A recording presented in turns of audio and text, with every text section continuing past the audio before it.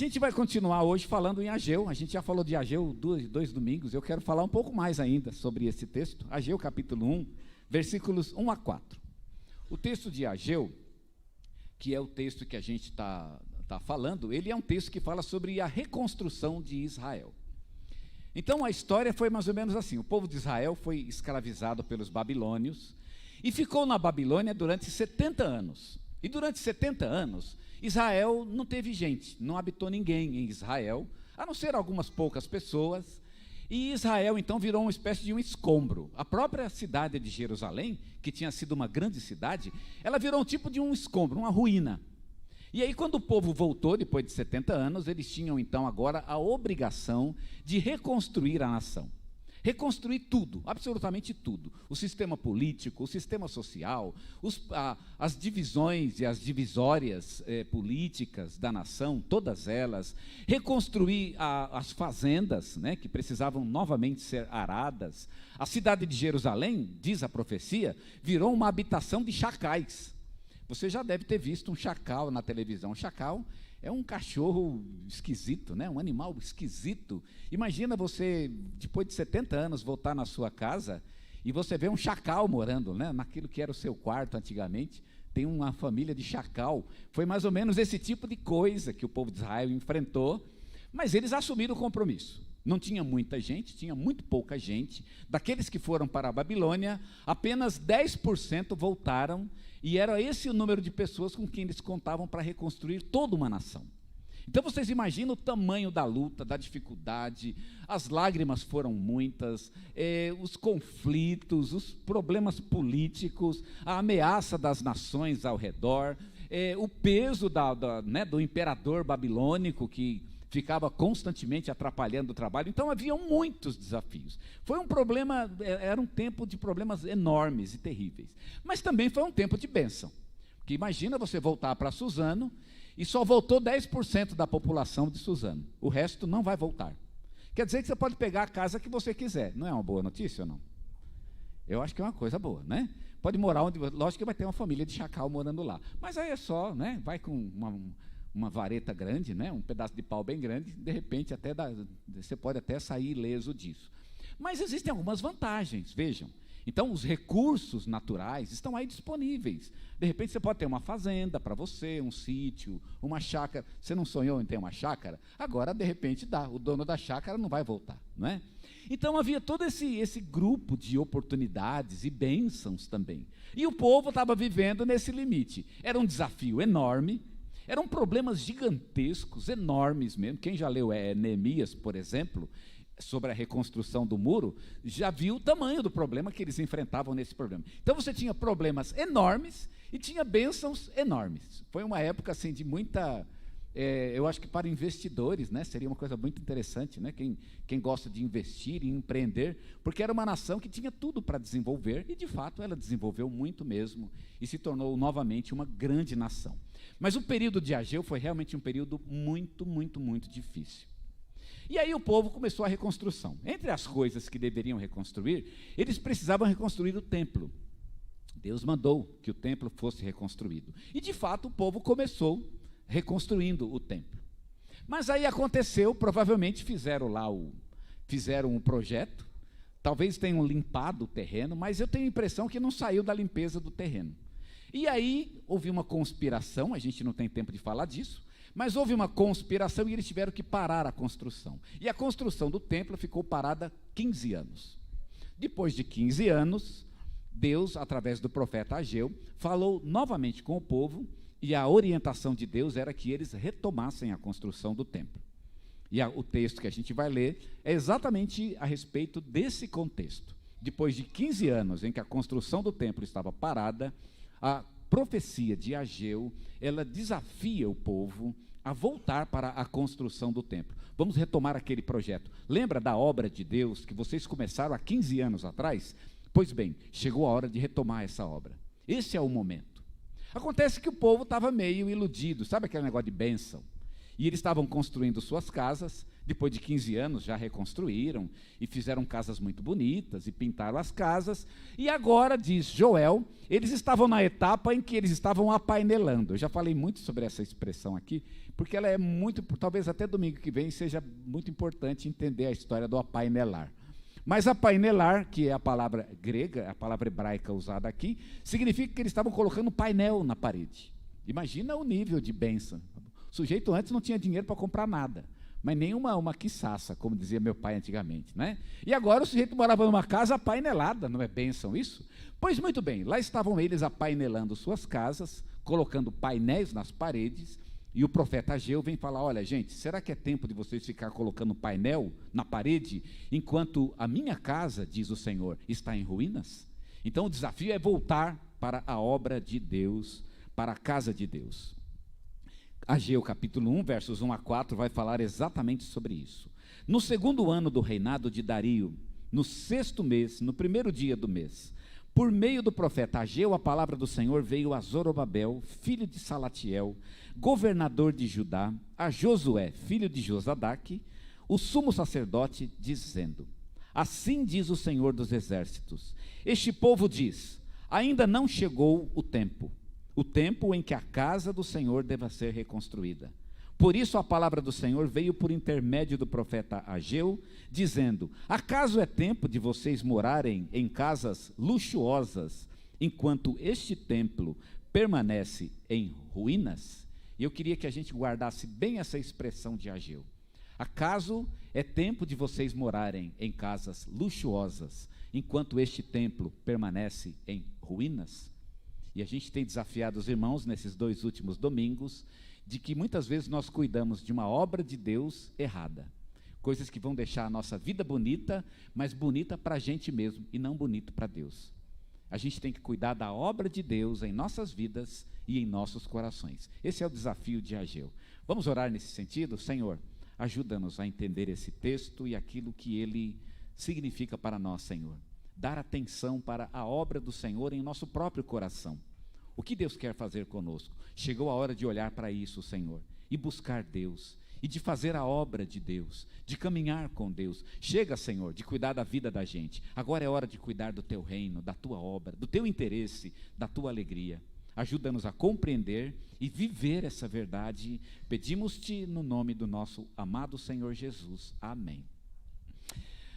Irmãos, tudo o que tem na nossa vida é bênção e dádiva de Deus. E por isso, se é dele, de certa forma, tudo tem que ser devolvido a ele.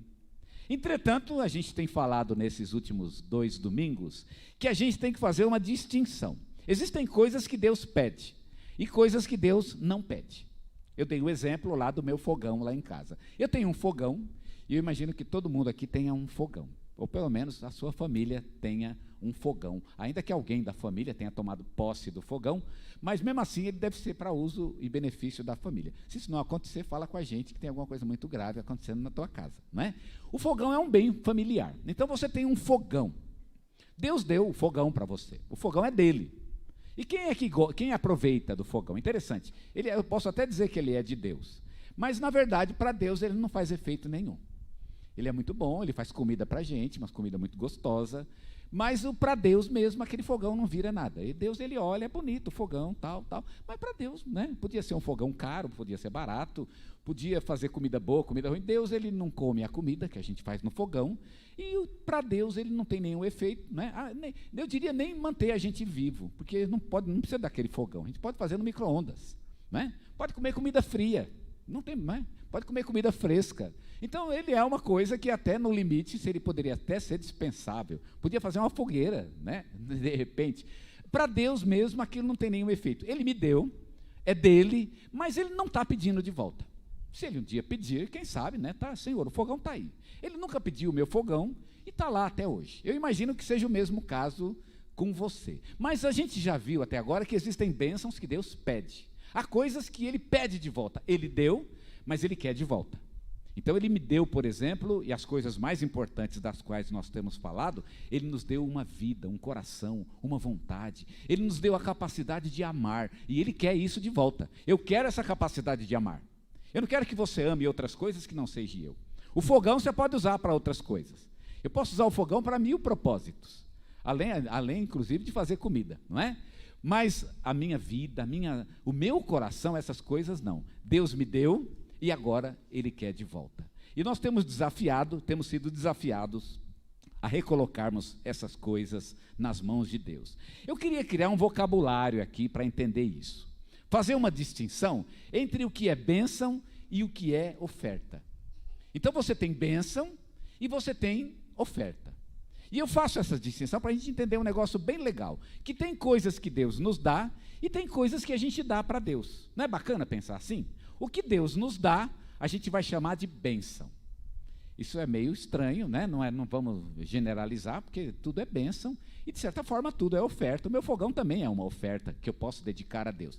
Mas, de qualquer modo, o fato aqui é que existem coisas que Deus nos dá, vamos chamá-las de ofertas, e coisas que damos, vamos chamá-la de bênção, e coisas que damos a Deus. Vamos chamar isso de oferta. Sabe para quê? Para entender uma coisa muito importante na nossa vida.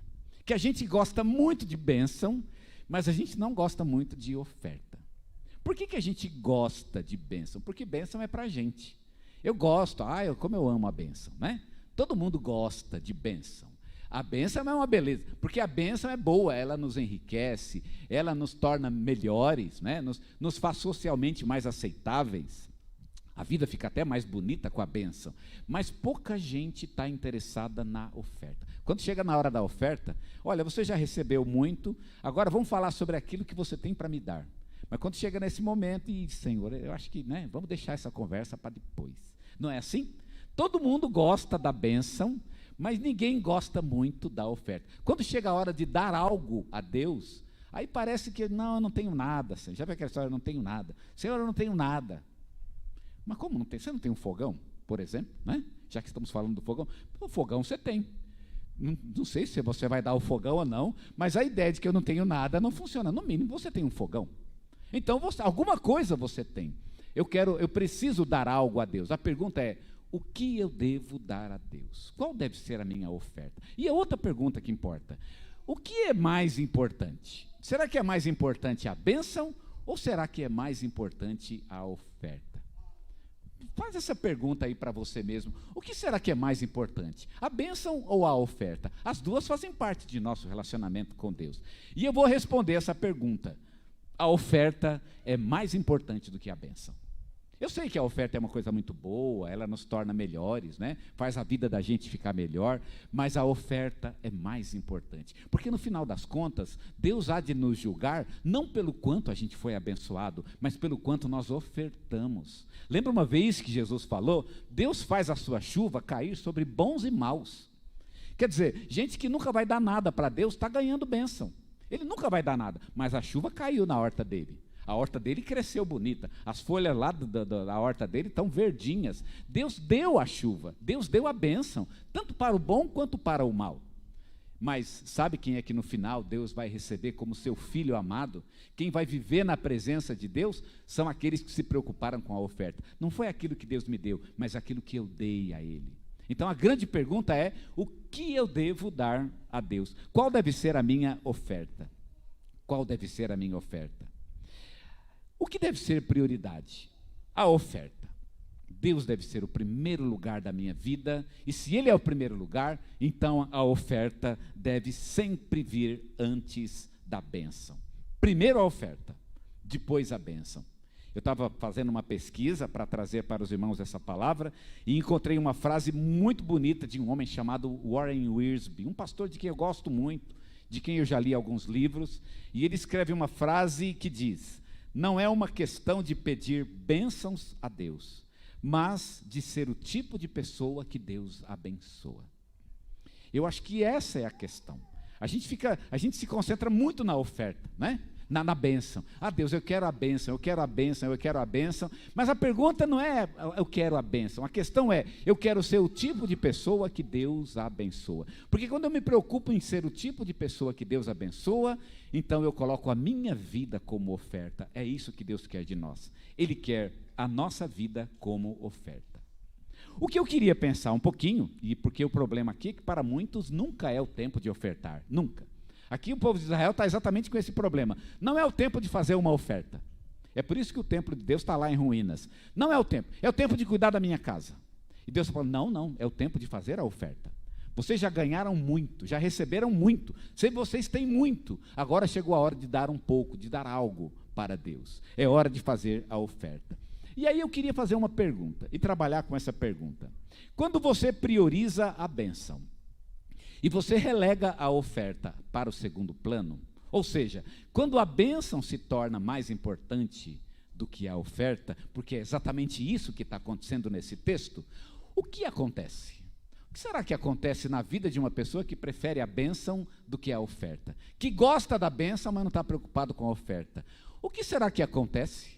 Eu queria responder essa pergunta com 3 coisas de que Ageu nos fala, porque é exatamente o que o povo está fazendo. E Ageu agora vai mostrar o que está acontecendo na vida deste povo, e vai mostrar por que o raciocínio deles está errado. Por que nós não podemos priorizar a bênção, mas a oferta? Primeiro motivo, porque se você prioriza a bênção, você vai descobrir que a bênção não satisfaz. Essa é a primeira questão, a oferta satisfaz, a bênção não. Sabia que a bênção não satisfaz? No capítulo 1, versículo 9, Ageu diz o seguinte: vocês esperavam que fosse muito, mas veio a ser pouco, e esse pouco, quando levaram para casa, eu o dissipei como um sopro. Por quê? Pergunta o Senhor dos Exércitos. Porque o meu templo permanece em ruínas, enquanto cada um de vocês corre por causa da sua própria casa. Olha que interessante a maneira como ele começa o texto. Vocês esperavam que fosse muito, e no entanto veio a ser pouco. A bênção não satisfez. Você usou a bênção e você descobriu que a bênção foi pouco. Quanta comida Deus precisa dar para você? Já pensa um pouco. Ah, Deus, eu quero comida, mas quanto? Eu não recomendo que Deus faça cair um boi, ou pelo menos uma perna de boi do céu na sua casa, né? Porque você não tem condição de comer uma perna de boi inteira. Você vai fazer um bife, irmãos, um bife é algumas, 100, 200, 300 gramas. A perna de boi deve ter, não sei, deve ter uns 100 quilos aquilo lá, não é? Vai estragar. Você vai ser obrigado a dar para os outros, o que é uma coisa muito boa, inclusive. Mas quanta comida você precisa? Já reparou que existem bênçãos que Deus nos dá e você precisa de mais? Ela não satisfaz plenamente, você precisa de outra. Deus, é por isso que Jesus fala, o pão nosso de cada dia nos dá hoje, eu só preciso desse pão hoje. O de amanhã é amanhã. Se Deus me der o de amanhã hoje, já vou ter um problema na mão. Eu vou ter que saber, vou ter que congelar, por exemplo. E amanhã vai comer congelado, né? Ah, eu quero bênção já, quem sabe, para uma semana. Meu irmão querido, não é uma boa ideia. É melhor Deus dar por dia, porque Ele dá fresquinho. Não é gostoso comer comida fresquinha? Eu, pelo menos, gosto mais, não é? Você precisa daquela bênção. Ela não satisfaz plenamente. Ela satisfaz naquele momento. Diferente da oferta, que ela pode me satisfazer eternamente. É por isso que Isaías diz, quem tem fome, venha. E venha comer, venha comprar sem dinheiro e sem preço aquilo que realmente satisfaz. A bênção, quando eu priorizo ela, em detrimento da oferta, ela não satisfaz. A bênção não dá alegria, nem quando ela está presente na vida. Quando você prioriza a bênção e não dá a Deus aquilo que Ele quer, a bênção ela não te dá mais alegria. Você tem, mas aquilo não dá alegria. Já viu gente que tem tudo e não tem alegria?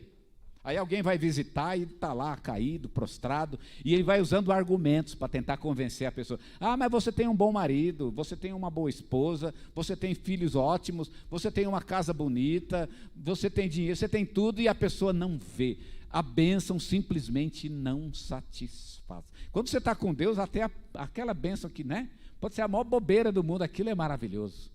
E você não diz, que gostoso, né? Foi comer uma esfirra lá na esfirraria, e aí aquilo foi baratinho, não tinha dinheiro para ir num restaurante caro, mas aquilo é maravilhoso. Por quê? Porque você tem a bênção verdadeira de Deus, que veio por conta de uma oferta que você fez. Irmão, se você não prioriza a oferta, a bênção não vai satisfazer. Você vai olhar para a bênção que Deus deu, aquela casa painelada, né? Ah, está o painel na parede, e daí? E daí? Isso dá alegria? É isso que você queria? Painel na parede? Agora está contente? Finalmente? Agora que colocou o painel, acabou? E Ageu sabia de que não tinha acabado. Ele ia querer mais. Todos nós, irmãos, que priorizamos a oferta, nós vamos encontrar satisfação na bênção. Mas quem prioriza a bênção vai descobrir que a bênção não satisfaz. Vai chegar um momento que você vai desprezar as bênçãos.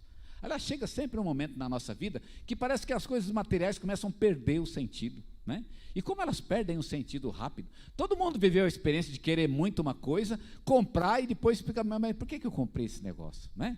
Onde é que eu estava com a cabeça? Aquilo, afinal, para que eu tenho isso? Qual é o sentido disso? A bênção não satisfaz. E é por isso eu devo me lembrar disso quando eu me relacionar com Deus. A bênção, se eu não priorizo a oferta, a bênção não satisfaz. Sabe por quê? Quando você prioriza a oferta, você usa a bênção para a glória de Deus. E aí está a diferença. E aí realmente pequenas coisas vão ser boas na vida da gente. Pequenos gestos, coisas simples de fato, porque a nossa vida é formada por coisas simples. De fato nós precisamos delas. Mas elas não vão nos satisfazer se nós estamos preocupados demais com ela. Pessoas muito preocupadas com o visual, com o material, com o superficial, essas pessoas nunca ficarão satisfeitas com coisa nenhuma. Nunca. Vão viver uma vida constantemente buscando coisas e vão morrer insatisfeitas. Quem não prioriza a oferta nunca vai ficar satisfeito com a bênção. A segunda coisa que Ageu nos diz é que quando você não prioriza a oferta e você prioriza a bênção, você vai descobrir que a bênção diminui em quantidade. A bênção de repente começa a diminuir. Você tem e você começa a perceber que de repente você começa a perder o que tem. Nós lemos no versículo 1, no versículo 9, vocês esperavam que fosse muito, mas veio a ser pouco. E esse pouco, quando levaram para casa, eu o dissipei como um sopro. Eu dissipei como um sopro. Eu acho interessante aqui a palavra sopro, né? A palavra sopro é usada no Antigo Testamento e também no Novo para falar do Espírito Santo. A obra do Espírito Santo é enriquecer as nossas vidas, nos tornar melhores. Mas eu descobri que o Espírito Santo também tem uma obra em nossas vidas de tirar aquilo que a gente às vezes está colocando no lugar de Deus. Quando você começa a priorizar uma coisa e aquilo começa a tomar o lugar de Deus na tua vida, cuidado, o Espírito Santo pode dissipar aquilo como um sopro. A bênção diminui de quantidade. Capítulo 2, versículo 15 de Ageu diz o seguinte: agora considerem tudo o que aconteceu desde aquele dia. Nós vamos ainda falar sobre esse dia no próximo domingo. Mas vejam o que ele diz. Considero tudo o que aconteceu desde aquele dia, antes de vocês terem começado a colocar pedra sobre pedra no templo do Senhor. Antes daquele tempo, alguém vinha a um monte de trigo esperando encontrar 20 medidas, e havia somente 10. Vinha ao lagar para tirar 50 medidas, e havia somente 20. Eu esperava que fosse muito, e no final foi pouco. O que Ageu está desafiando a gente é que se você prioriza a oferta, até o pouco que você tem pode ser multiplicado na mão de Deus. Você vai aplicar bem, vai usar bem aquilo que Deus te deu. Mas quando você não está em comunhão com Deus, você não usa bem as coisas. Elas vão diminuir. Até a bênção que você tem acaba diminuindo e você acaba perdendo. Capítulo 2 ainda de Ageu, versículos 3 e 7 diz, quem de vocês que tenha sobrevivido contemplou esse templo na sua primeira glória? E como vocês o veem agora? Acaso não é como nada aos olhos de vocês? Eles estavam construindo o templo, e o templo era um templo muito pequeno, muito feio inclusive. Ele era menor do que o templo de Salomão e era mais feio. O templo de Salomão era muito bonito. Ele era todo cheio de ouro, era cheio de riquezas, ele era muito luxuoso, e esse templo agora era um templo menor. Eles não tinham dinheiro, né? Não tinha condição, então o templo era muito feio, e aí as pessoas começavam até a chorar, falar, mas isso não é nada, esse templo é feio, o antigo era bonito, e agora esse é feio. Pois é, essa é a mesma história que a gente costuma falar, né? E aqui em Ageu, ele coloca isso de uma maneira muito viva. Se você tem muito e você não tem Deus, você não tem nada. Mas se você tem Deus na tua vida, até o que você acha que é pouco é muito. Olha para esse templo, Ageu desafia as pessoas. Olha para ele, não parece pouco? Não é como nada? A expressão que ele usa é, não é como nada aos olhos de vocês? Lá no finalzinho do verso 3, por acaso não é como nada? Olha para o templo, ele parece que é tão pequeno, tão pouco, tão feio. Pois é, se vocês estão com Deus, isso que vocês acham que não é nada, espera para ver o que vai acontecer. E o que vai acontecer? O verso 4 completa a ideia. Agora diz o Senhor, seja forte, Zorobabel. Seja forte, Josué, filho de Josadaque, o sumo sacerdote. E vocês, todo o povo da terra, sejam fortes, diz o Senhor, e trabalhem, porque eu estou com vocês, diz o Senhor dos exércitos. Irmãos, você pega pouco. Ah, mas Deus ele deu mais bênção para o outro do que para mim. Filho, calma, fica tranquilo. Não importa que o outro está mais abençoado e você está pouco abençoado. Pega esse pouco e dedica como oferta ao Senhor, e aí espera para ver o que vai acontecer. Eu acho até bacana. Eu não vou ler a continuação do texto, mas a continuação ele prepara o que vem por aí. Ele fala, esforça-te, Zorobabel. Esforça-te, Josué. Se preparem, porque esse templo vocês não vão dar conta de como ele vai ser abençoado. Vai acontecer uma coisa incrível. E aí ele vai falar das nações, e o negócio vira um negócio mundial. Não é verdade? Então, a bênção com Deus, mesmo que seja pequena, mesmo que seja pouco, se você dá a Deus aquilo que é dele, coloca Deus no primeiro lugar de suas vidas, deixa a bênção para secundário, aquilo vai ser multiplicado na tua mão. Espere que ela se multiplica. A bênção sem Deus, ela diminui de quantidade. Capítulo 1, versículo 10, nos fala sobre uma terceira coisa que acontece com a bênção, se você a prioriza. 1:10 diz assim, capítulo 1, versículo 10. Por isso os céus retêm o seu orvalho, e a terra não produz os seus frutos. Olha o verso 11. Fiz vir a seca sobre a terra, e sobre os montes, e sobre o cereal, e sobre o vinho, e sobre o azeite, e sobre o que o solo produz, sobre as pessoas, sobre os animais, e sobre todo o trabalho das suas mãos. Deus diz, eu fiz vir a seca. De onde vocês acham que vem a chuva? Porque a gente tem uma colheita bonita, mas a colheita bonita veio de onde? Quem deu a chuva para a colheita? Irmãos, a bênção vem de Deus, é Ele quem dá. E Deus aqui está dizendo, vocês perderam a colheita, eu fiz vir uma espécie de maldição sobre essas coisas. E como vocês não priorizam a oferta, vocês querem cuidar da bênção de vocês, essa bênção está diminuindo. Vocês estão perdendo, não estão ganhando, estão perdendo, a bênção está se perdendo. As coisas de nossa vida, elas dependem dos favores, e dos fatores, inclusive, que Deus coloca em nossas vidas para que elas possam se multiplicar. Não adianta ter a bênção. Eu quero a bênção, eu quero aquela mulher, por exemplo, né? Eu quero aquele marido específico. Você acha que só ter o marido ou ter esse é suficiente? Depois que você tiver, você vai ter que administrar-o. E olha que segurar o marido não é uma coisa muito fácil, e digo mesmo sobre as mulheres. Você vai ter que administrar uma relação o resto da vida, pelos próximos 80 anos de vida. E você acha que isso é fácil? Depois que Deus deu a bênção, Ele precisa continuar abençoando. Ele tem que fazer uma espécie de manutenção da bênção, né? Então Ele me deu a bênção, amém, graças a Deus por isso, mas eu ainda preciso dEle. E se você não tem Deus, a bênção vai se perder. É isso que Ageu está dizendo. Deus deu a bênção e Ele precisa manter a bênção. Vocês não queriam terra? Era terra, está aí a terra. Só que agora, depois que você tem a terra, você vai precisar da chuva. E olha o que aconteceu, Deus está dizendo através de Ageu, cadê a chuva? Não está chovendo, pois é, o esperto, você não queria terra? Pois é, terra sem chuva não é nada, terra sem chuva vai fazer o quê? É só imposto para pagar, né?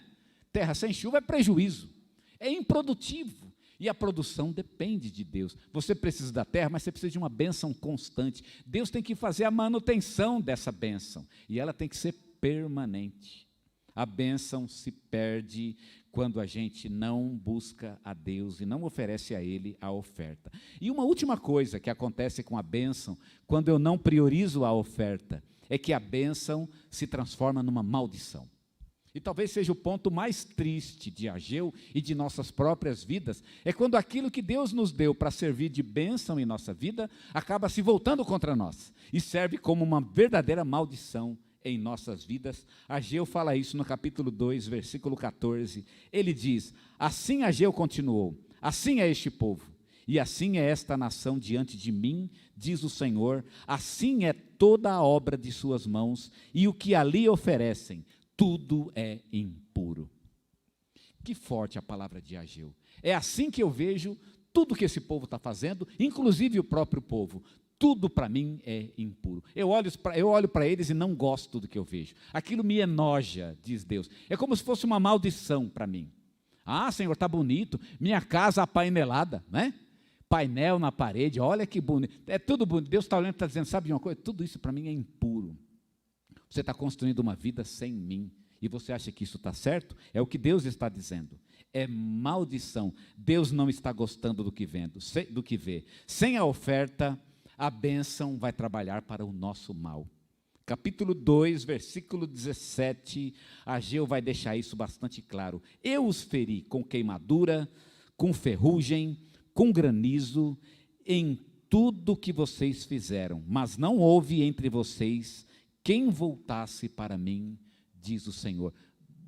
Aquilo que vocês receberam como bênção, eu coloquei ferrugem nas coisas. É engraçado pensar, a ferrugem certamente tem a ver com a plantação, né? Ferrugem. Por quê? Deus amaldiçoou a bênção. A bênção traz consigo a maldição quando eu não priorizo a oferta, e aí ela começa a trabalhar para o meu mal. Eu já vi muita gente que se afastou de Deus por causa das bênçãos que Deus deu a ele um dia. Ganhou muito, e no fim aquilo se volta contra a própria pessoa, afasta a pessoa de Deus, e aí a pessoa não tem mais nada. Não tem Deus e por fim não vai ter mais nada. No meu relacionamento com Deus, o que eu faço mais? Eu passo mais tempo pedindo bênção ou eu passo mais tempo fazendo oferta? Fecha teu olho, eu quero orar contigo nesse sentido. O que eu gasto mais tempo? Pedindo bênção ou fazendo oferta? E hoje eu aprendi uma lição muito importante. Eu tenho que gastar mais tempo ofertando. E a oferta que Deus quer aqui não é dinheiro. Pode ser até que Ele queira, mas Ele vai falar no teu coração. Se Ele quer algo diferente, Ele vai dizer. É entre você e Ele. O que Deus está pedindo hoje é coração, é vida. Deus está pedindo um pouco do seu tempo, para que você se coloque diante dEle. Deus quer o teu amor. Deus quer a tua vida inteira, tua vontade, submissa aos pés dEle. Essa é a oferta que Deus quer de nós. De todas as coisas que devemos oferecer a Deus, a mais importante e a principal de todas é o nosso coração.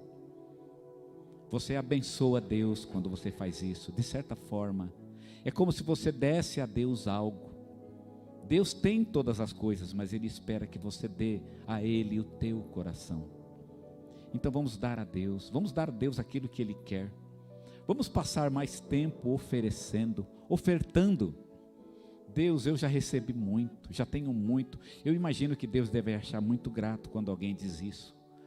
Alguém se aproxima da presença dEle e alguém diz a Ele que o ama. Senhor, eu amo o Senhor. Obrigado por tudo que o Senhor me deu. E agora aqui estou eu para dar também algo ao Senhor. Aqui está a minha vida. Aqui está o meu tempo. Aqui está o meu coração no teu altar. Aqui está o meu amor, Senhor, que eu ofereço a Ti. E você vai dedicando. E você vai ofertando.